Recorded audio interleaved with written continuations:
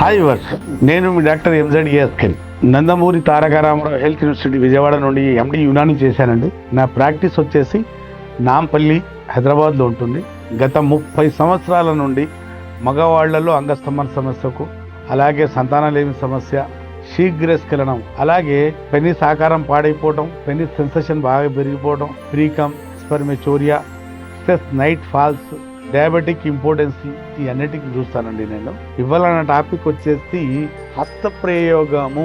ఇది మనకు శ్రేష్ఠకరమా కాదా, దీనివల్ల మనకు లాభం ఉందా లేదా అనేది టాపిక్. ఇక్కడ నేను నా వైపు నుండి ఏం చెప్పట్లేదమ్మా. యునాని సైన్స్ ఇప్పుడు ఏం చెప్తుంది, ఇప్పుడు మోడర్న్ సైన్స్ కూడా దీనికి ఒప్పుకుంది. హస్తప్రయోగం అనేది ప్రకృతికి విరుద్ధం, భిన్నము, చెయ్యకూడదు. చాలా మంది ఏం చెప్తారంటే, సార్ నా పెళ్లి కాలేదు, సంపాదన లేదు, 30 years అయిపోయినాయి, హస్తప్రయోగం చేయకుండా ఏం చేయాలంటే దాన్ని ఏం చెప్పలేను.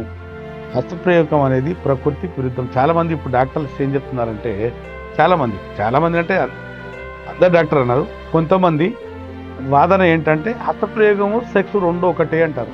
కానీ యునాని సైన్స్ ఈ రెండు ఒకటి మాత్రం అనదు.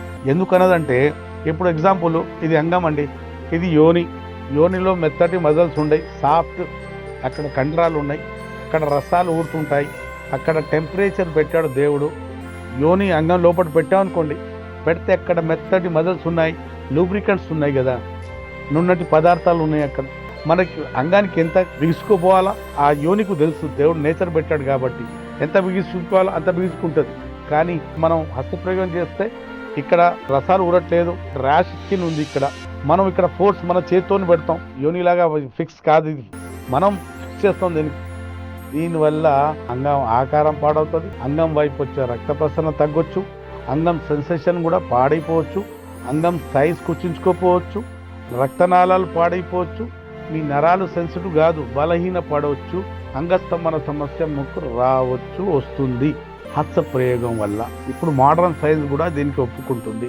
హస్తప్రయోగము, సెక్స్ రెండు కూడా ఒకటి కావు, అంతే కదండి. ఇప్పుడు మనం నాలుకతో మాట్లాడాలి, రుచి చూడాలి, అంతే తప్ప దీనికి తీసుకెళ్ళి యోనిలో పెట్టి నేను ఓరల్ సెక్స్ చేస్తా అంటే అక్కడున్న వైరస్, ఫంగస్, బ్యాక్టీరియాస్ మన నోట్లో వచ్చేస్తాయి. ఈ యోనికి ఎంత కడిగేసి కూడా మన యోనిలో మనం నోరు పెట్టినా, మనం నాలుక పెట్టినా అక్కడున్న ఇన్ఫెక్షన్స్ మనకు సోకకుండా ఉండవు.